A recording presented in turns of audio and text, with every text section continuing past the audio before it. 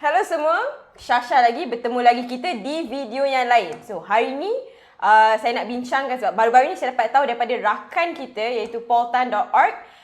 Dia menceritakan atau dia share yang mana Perodua akan mengeluarkan Myvi generasi ketiga facelifted tak lama lagi. So, hari ni bersama saya, Aiman daripada Malaysia Motoring. Dan kita nak bincangkan tentang apa yang mungkin ada dalam Perodua Myvi tahun ini.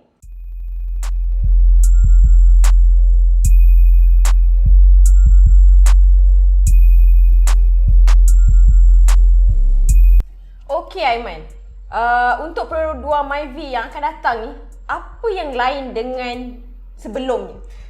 Okey, berdasarkan maklumat yang kita dapat daripada Proton.org dan juga daripada perisik-perisik kami juga, nampaknya Perodua Myvi yang akan diperbaharui ni, dia akan ada estetik yang berbeza sedikit. So macam biasalah, kalau facelift kita selalu cakap pasal bumper baru, jeriji baru, tayar baru, rim baru, that sort of thing lah. Jadi dia macam perubahan minor tau. Dalam bahasa Perodua pun dia akan cakap yang ini macam model minor change.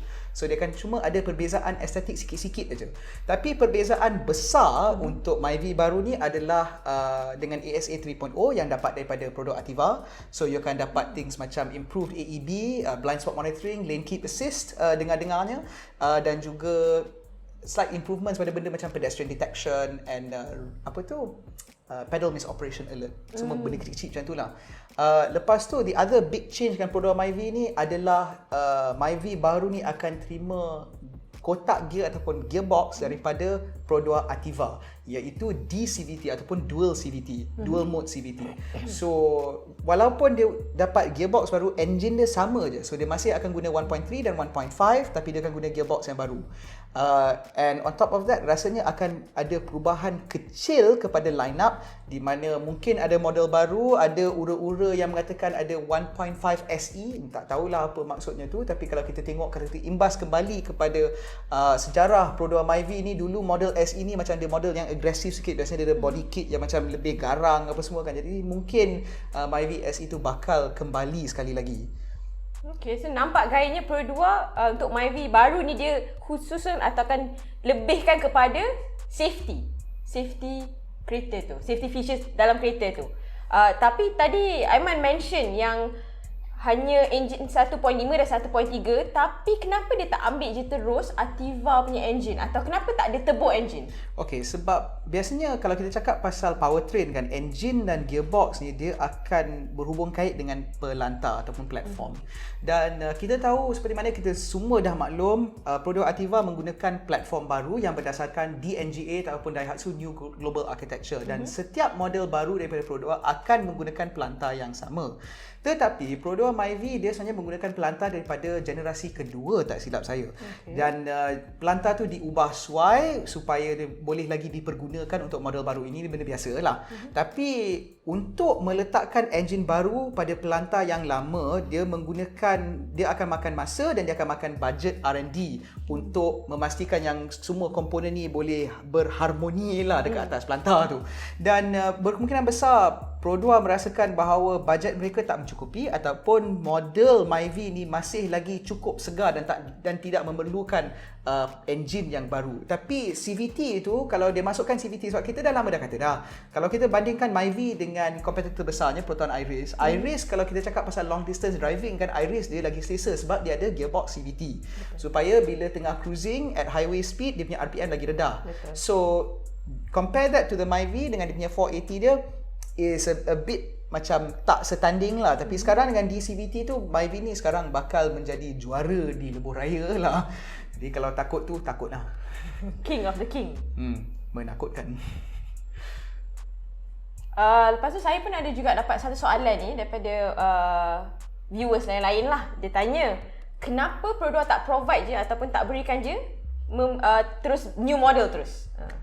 Okay, new model tu, kalau kita tengok daripada segi costing untuk develop model baru kan, kita tak bincang pasal harga juta-juta lagi dah. This is usually a matter of billions.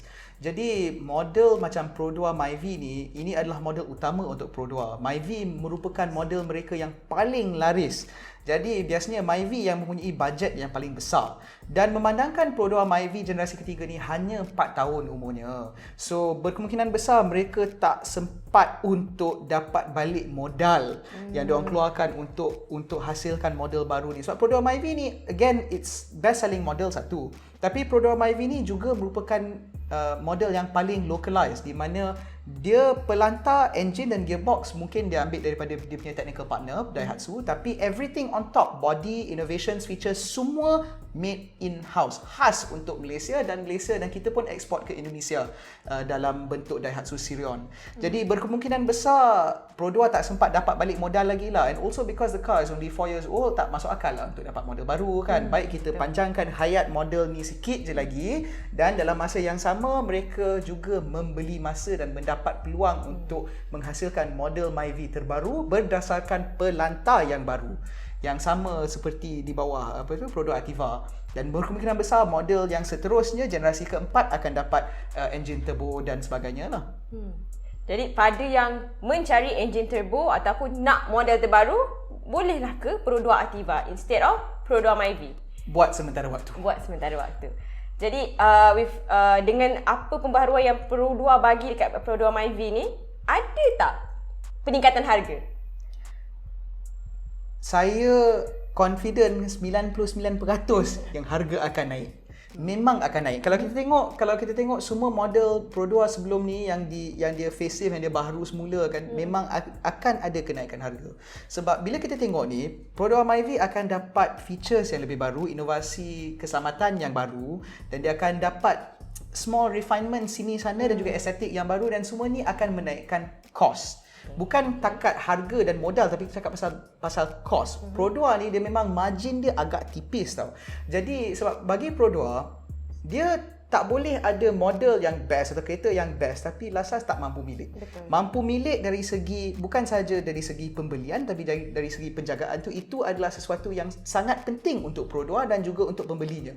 Jadi dengan margin yang tipis tu, dengan inovasi yang baru ni, berkemungkinan besar Perodua akan terpaksa menaikkan harga. Tapi rasanya dia masih akan berada dalam julak harga yang sama lah, antara 40 hingga 60 ribu lah. Sama macam Myvi sekarang ni. Mungkin kalau ada naik pun kita bincang pasal maybe 1,000 to 3,000 per model lah. Tak banyak sangat. Lepas tu model baru ni pun dia akan ada warna baru untuk 1.5 AV, iaitu cranberry red. Rasanya dia akan mungkin macam merah lebih malap macam Perodua beza yang baru tu. Mungkin like that lah, tapi lava red tu masih akan ada untuk model yang lebih rendah. So all of these things, all of these new features and options ni semua dia akan ada efek pada harga. So mungkin dia naik sikit lah. Tapi bila cakap sikit tu sikit lah, betul-betul sikit. Tapi memang tak boleh elak. Cranberry red colour baru dia menarik tu. Dia macam cranberry red ni rasanya colour dia macam colour delima. Kan? Tadi Aiman dah sebut pasal margin yang tipis kan. Yang saya suka pasal Perodua ni, apa-apa yang you bayar untuk memiliki kereta Perodua ni, saya rasa setiap sen, setiap ringgit yang you belanjakan tu sebenarnya boleh kata tak sama dengan apa yang Perodua bagi. Sebenarnya Perodua bagi lebih daripada apa yang you bayar. Sebenarnya kalau kita cakap pasal produk Ativa tu, masa kita dapat preview awal-awal tu, kita terus terang tanya kalau Perodua sebenarnya rugi tiap atas setiap kereta yang keluar daripada factory tu. Sebab bila kita cakap dengan bos-bos Perodua, akan dia cakap benda yang sama tau. Inovasi dan feature yang baru ni bukan sepatutnya menjadi sesuatu yang hanya untuk produk mewah. It should not be, safety and innovation should not be a luxury. Dan untuk Perodua, mungkin banyak orang katalah, enjin turbo ni dia datang lambat. Level 2 semi autonomy datang lambat. Tapi bagi Perodua, mereka pentingkan bahawa bukan setakat ada feature tu, tapi feature tu dapat dipergunakan, dan kalau rosak, harga dia tak mengada. Sebab again, Perodua is about affordability. Dia mesti mampu milik untuk beli dan untuk jaga. Dan daripada segi after sales tu, it's important yang harga barang apa semua tu dia tak mahal mengada. So Perodua akan menunggu, they will wait for a point where semua barang-barang ni the economies of scale make sense, so benda tu pun tak jadi mahal lagi dah. Dia masih lagi mampu milik untuk pemilik kereta-kereta baru mereka. So this is a very important point for Perodua dan rasanya masa tu dah tiba lah, based on what we've seen dengan Ativa, masa tu dah tiba untuk lebih ciri-ciri dan inovasi baru akan filter masuk ke bawah model Perodua lah. Jadi apa yang Aiman terangkan ni memang sangat kena dengan slogan Perodua, building cars for the people. So pada yang lain yang ada penambahan soalan semua, boleh komen di bawah. Just tanya je. Kemungkinan besar atau mostly Aiman mungkin boleh jawab di masa yang akan datang. Tapi biar saya jawab sekarang. Sebenarnya dia punya tagline dia, building cars people first. Oh, okay. Almost there. Hampir. Tak ingat.